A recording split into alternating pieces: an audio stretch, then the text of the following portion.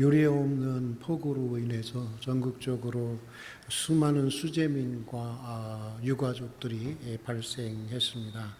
수재민과 유가족들에게 하나님의 크신 위로와 도우심, 그리고 국민들의 성원이 함께 하셔서 어서 좋게 수재의 그 아픔을 딛고 재기하시기를 간절한 마음으로 기원하고 또 축복합니다. 또 이를 위해서 우리가 함께 힘을 모으고 기도해야 될 줄로 믿습니다. 여러분, 세상에 어느 누구도 실패를 원하는 사람은 없습니다. 그러나 그럼에도 실패로부터 자유로운 사람 역시 없습니다. 어쩌면 실패는 모든 사람들이 경험하는 가장 보편적인 인생의 사건인지도 모르겠습니다.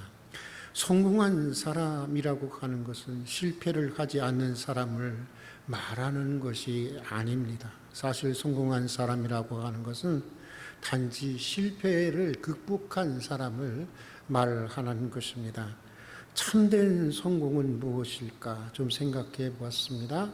참된 성공은 실패로부터 뼈 아픈 그 교훈을 얻어서 인생을 바르게 교정한 사람들에게 주어지는 하나님의 격려와 하나님의 축복이 아닐까, 그런 생각을 해보게 되었습니다.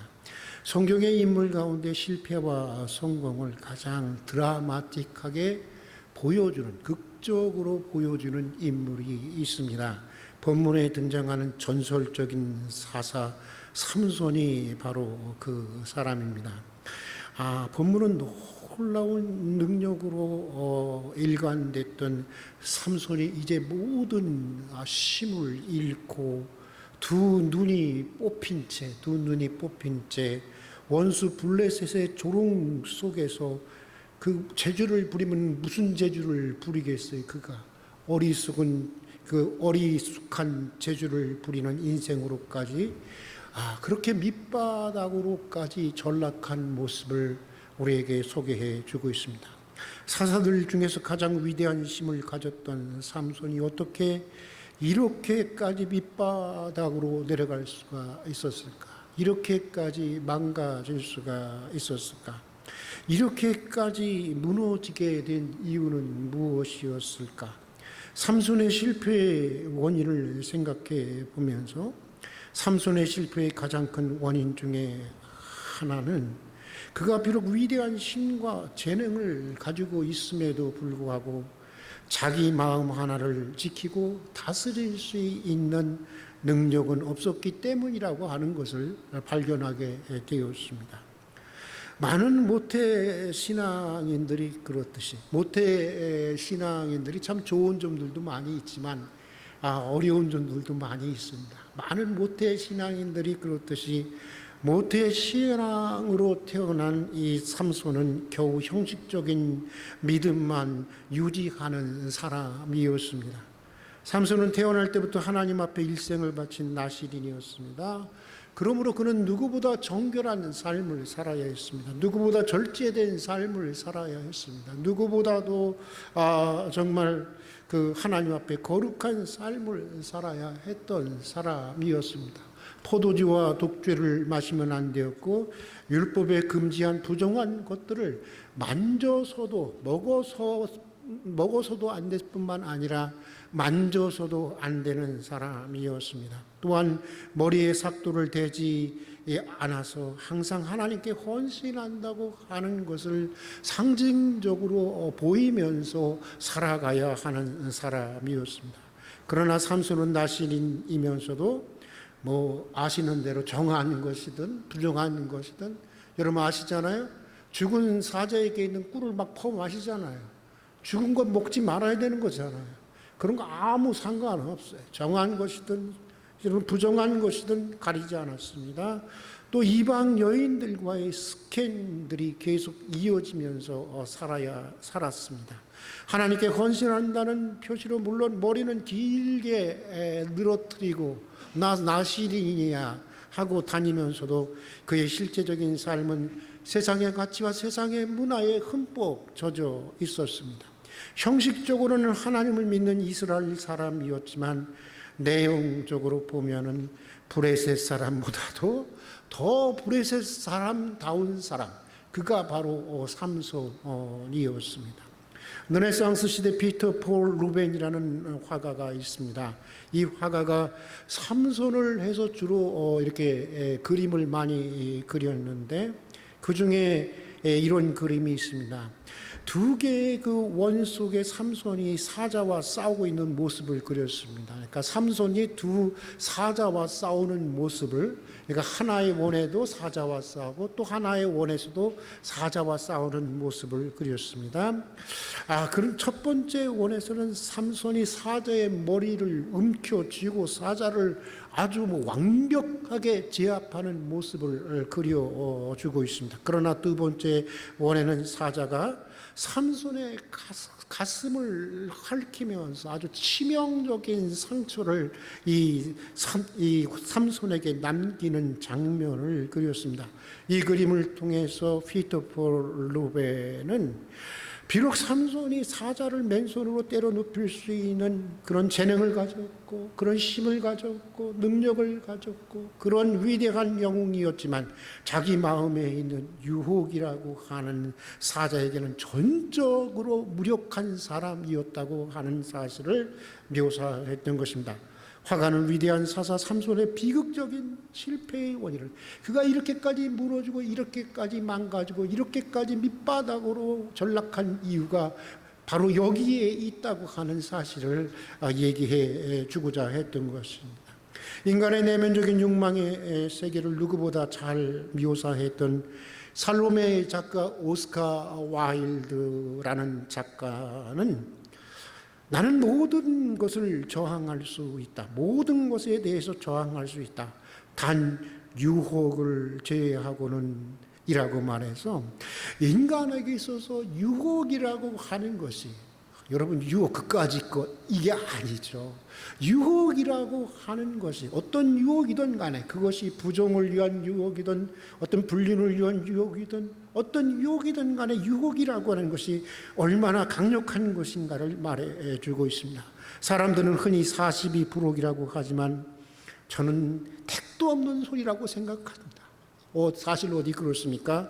60이 되고 70이 되고 80이 되어도 아니 죽을 때까지 계속되어지는 것이 바로 인생은 유혹이라고 하는 사실을 우리는 너무나도 잘 알고 있지 않습니까?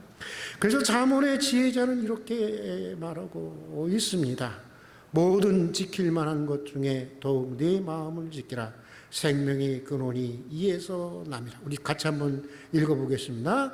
모든 지킬 만한 것 중에 더욱 내 무엇을 지켜라? 마음을 지키라. 생명의 근원이 이에서 남이라.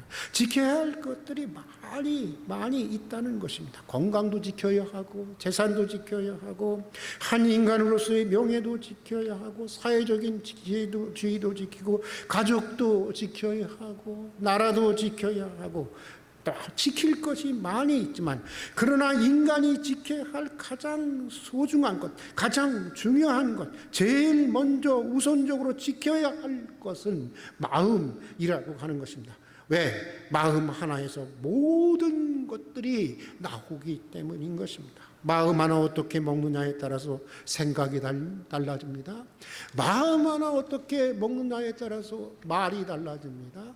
마음 하나 어떻게 먹느냐에 따라서 인생을 대하는 우리의 태도가 달라지고 생활 전체가 달라집니다. 심지어 마음 하나 어떻게 먹느냐에 따라서 운명이 달라지고 마음 하나 어떻게 먹느냐에 따라서 생사의 문제가 결정되기 때문입니다. 그래서 잠언의 지혜자는 성을 빼앗고 다스리는 용사가 되기 전에, 성을 빼앗는 그런 엄청난 성공이잖아요. 그런 용사가 되기 전에 자기 마음 하나를 지킬 줄 알고 자기 마음 하나를 다스릴 줄 아는 믿음의 사람이 되어야 한다라고 잠언의 지혜자는 우리에게 말해주고 있는 것입니다. 빌립보서에서 바울은 이렇게 말하고 있습니다. 같이 한번 따라서 한번 해보겠습니다. 아무것도 염려하지 말고 다만 모든 일에 기도와 간구로 너희 구할 것을 감사함으로 하나님께 아뢰라. 그리하면 모든 지각에 뛰어나신 하나님의 평강이 그리스도 안에서 너희 마음과 생각을 지켜주시리라. 무엇과 무엇을 지켜주시리라? 너희 마음과 생각을 지켜주시라. 모든 게 마음 먹기에 달렸다고 하지만 여러분, 마음 먹기처럼 어려운 게 없습니다. 마음을 먹었어도 그렇게 쉽게 변하는 게 또한 마음인 것을 우리는 잘 알고 있습니다. 깊이 생각해 보면 마음을 먹는 것도 그렇고 마음을 지키는 것도 그렇고 마음을 다스리는 것도 전적으로 우리가 할 수 있는 일이 아닙니다. 하나님이 지켜주셔야 하고 하나님이 다스려 주어야 하는 것입니다. 여러분, 아무것도 염려하지 말고 모든 일에 기도와 간구로 감사함으로 하나님께 아뢰 수 있는 여러분들이 될 수 있기를 주님의 이름으로 축복합니다. 하나님께서 여러분의 지성을 무한히 뛰어넘는 방식으로, 여러분의 지각을, 여러분의 지성을 무한히 뛰어넘는 방식으로 여러분의 마음을 지키시고 여러분의 마음을 다스려 주실 것입니다.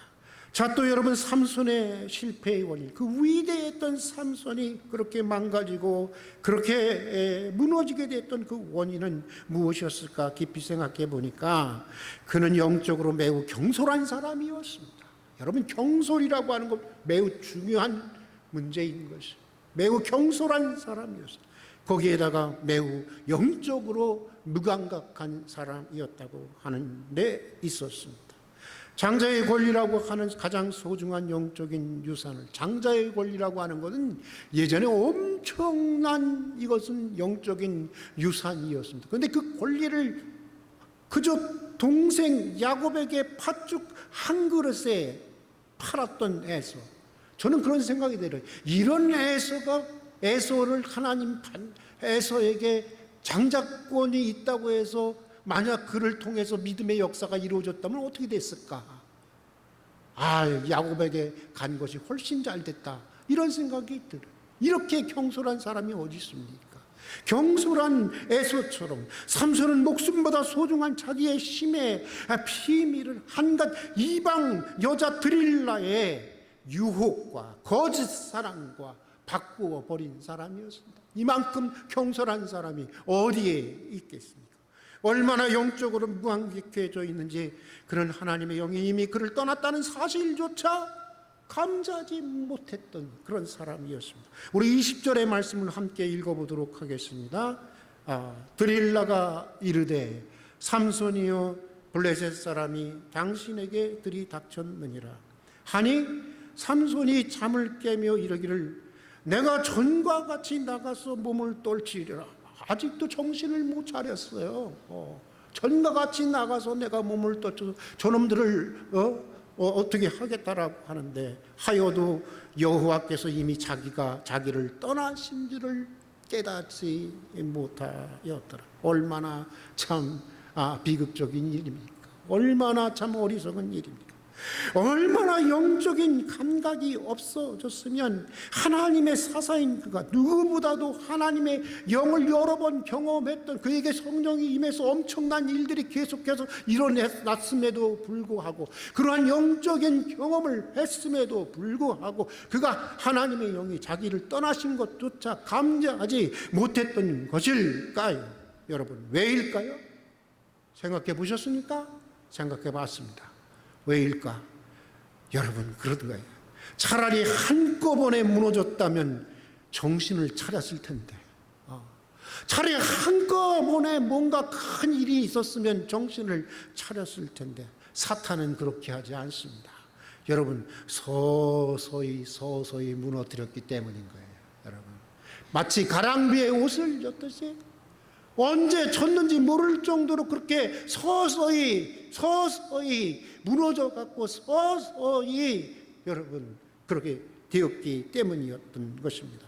옥스퍼드 교수로 평신도 신학자였던 C.S. 루이스는 이런 말을 했습니다.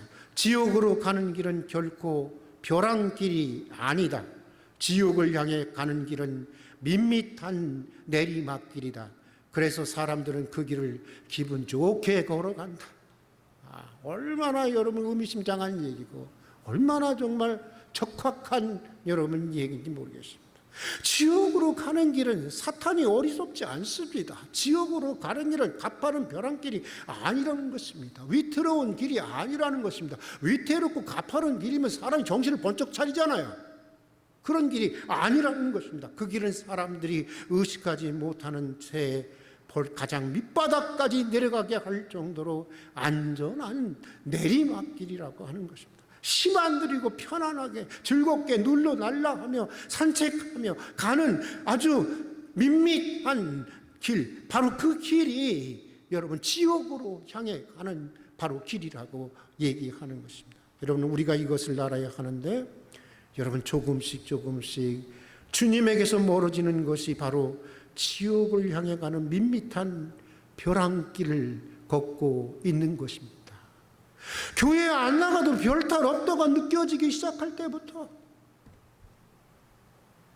경건 생활하지 않아도 별 문제가 없다고 여겨지는 때부터 우리는 이미 밋밋한 그 길 위에 서 있는 것입니다.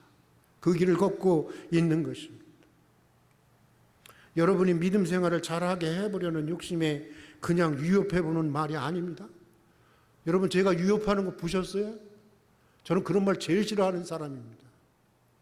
특히 목사에게 잘못하면 무슨 저주를 받느니 그런 사기치면서 목회하고 싶은 사람이 아닙니다.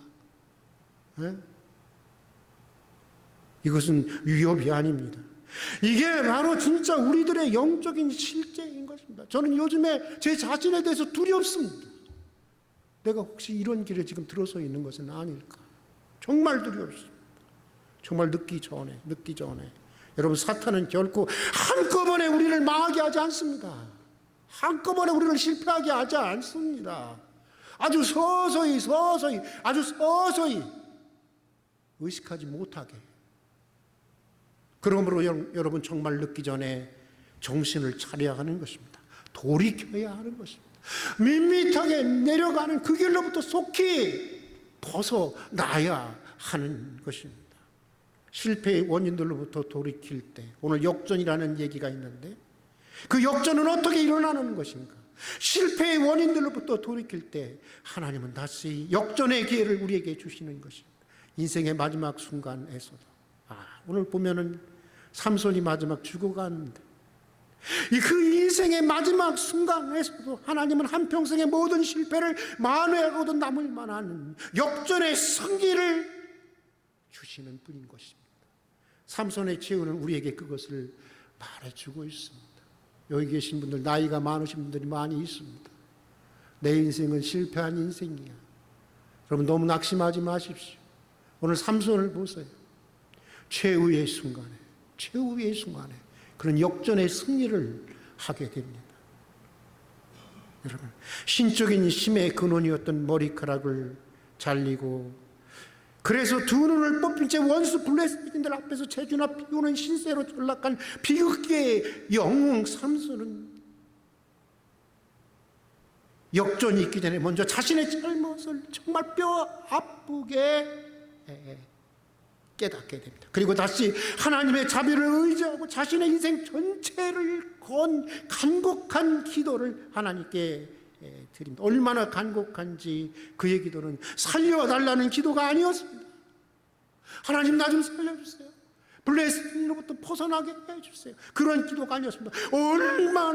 얼마나 뼈 아프고 얼마나 여러분 간곡했는지, 차라리 원수 블레셋과 함께 죽여달라는 기도였습니다. 이것이 삼손의 기도였습니다. 우리 다 같이 한번 28절의 말씀을 함께 읽어보도록 하겠습니다. 같이 한번 읽어보겠습니다.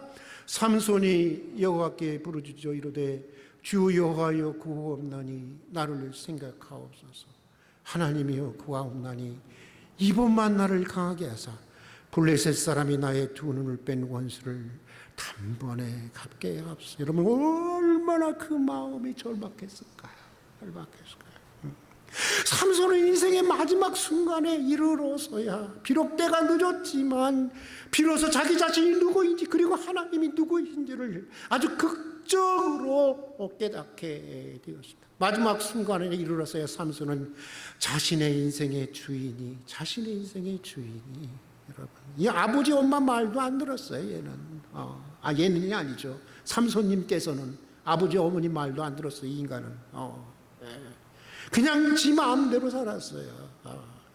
근데 인생의 주인이 자신인 줄만 알았던 그가 사실 그 인생의 주인이 비상한 능력이 있었던 그런 재주가 있었고 그런 재능이 있었던 자신이 아니라 비상한 능력의 근원이 되어주신, 재능의 근원이 되어주신 하나님이셨다고 하는 것을 깨닫게 됩니다.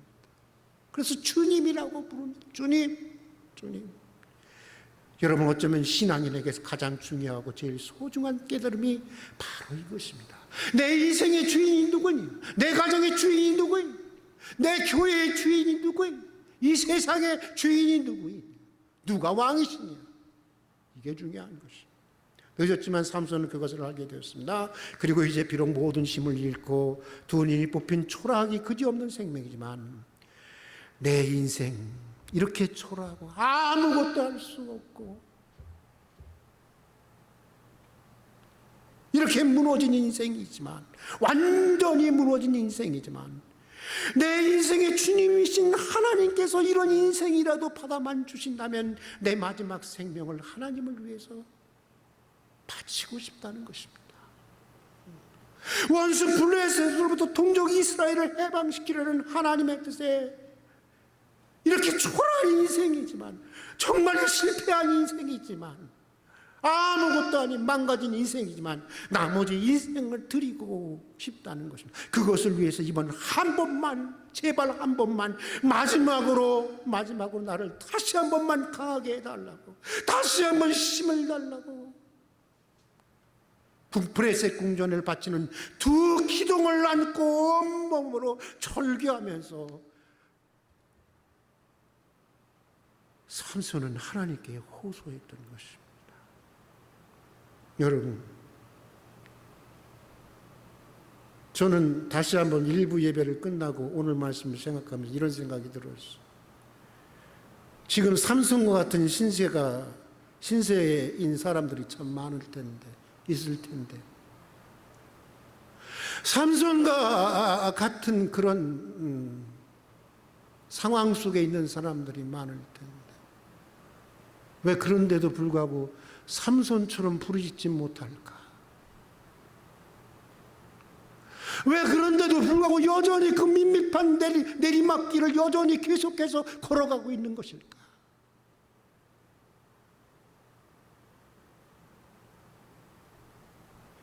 그런 생각을 해보게 되었습니다. 여러분, 지금은 삼손처럼 두 기둥을 안고 하나님 다시 역전의 승리를 달라고, 저 브레스인들에게 이렇게 무참하게 죽어가지 않게 해달라고 온몸으로 절규할 때가 아니겠습니까? 바로 그때 삼손의 힘이 회복되면서 궁전을 바치는 두 기둥이 무너지고 모든 실패를 만회하는 역전의 승리가 삼손에게 주어지게 된 것입니다. 본문 30절은 삼손의 최후를 이렇게 기록하고 있습니다. 같이 한번 읽어보겠습니다. 삼손이 죽을 때 죽인 자가 살았을 때 죽인 자보다 더욱 많았더라. 삼손이 가장 많이 블레셋인을 죽였을 때가 언제냐면 나귀턱뼈로 1000명을 죽였을 때였어. 근데 여기 보니까 거기 지붕 위에만 있었던 사람들이 몇 명이었다고요? 3000명이었더라고요. 그러니까 적어도 한 3500명, 4000명은 죽인 거예요. 그보다 더 많은 사람을 한꺼번에 마지막에 여러분 블레셋인들을 죽이고 이스라엘을 블레셋의 압제로부터 해방하게 된 것입니다. 역전의 승리가 그에게 주어진 것입니다. 여러분, 실패 없는 인생은 없는 것입니다. 여러분은 지금 여러분의 인생을 여기 보면 이제 한평생 살았다고 생각할 수 있죠. 내 한평생은 실패한 인생이라고 생각하십니까? 성공한 인생이라고 생각하십니까? 아니면 이것도 아니고 저것도 아니라고 생각을 하십니까? 여러분, 실패했다고 생각하는 분들에게 얘기합니다. 실패 없는 인생은 없는 것입니다. 너무 낙심하지 마십시오. 실패했으면 정직하게 실패를 인정하십시오. 그리고 그 원인을 아프게 찾고 모든 힘을 다해서 잘못된 삶을 교정하려고 하십시오. 제발이지. 저는 요즘에 이렇게 여야를 막론하고 한국의 엘리트를 보면서 느끼는 것은 뭐냐면 참 사과할 줄 모른다는 거예요. 잘못을 시인할 줄 모른다는 거예요. 그거 하면 죽습니까? 그거 해야 사는 거예요, 사실은. 그거 해야 사는 거예요. 내 실패를 인정하고 내 실수가 무엇인지를 찾아서 아프게 찾아서 정말 내 모든 힘을 다해서 잘못된 삶을 교정하십시오. 우리 하나님은 인생의 마지막 순간까지 계속해서 역전의 기회를 주시는 하나님이신 것입니다. 여러분, 어떻게 보면 우리가 이렇게 살아있다는 것 자체가 하나님께서 우리에게 기회를 주시고 있다는 증거입니다. 믿습니까? 네. 여러분이 오늘 이 예배 자리에 참여했다고 하는 자체가 하나님께서 지금도 은혜를 베푸시고 여러분에게 역전의 기회를 주시고 있다고 하는 증거인 것입니다. 분명한 증거인 것입니다. 인생의 마지막 순간까지 계속되는 하나님의 자비를 의지해서 삼손처럼 부르짖어 보세요. 지금은 그럴 때인 것입니다. 삼손에게서처럼 역전의 승리가 여러분의 인생에도 주어지기를 주님의 이름으로 축복합니다. 같이 기도하겠습니다. 주님이 주신 너무나도 소중한 은혜와 기회를 낭비하면서 실패를 스스로 자초할 때가 너무나도 많았습니다.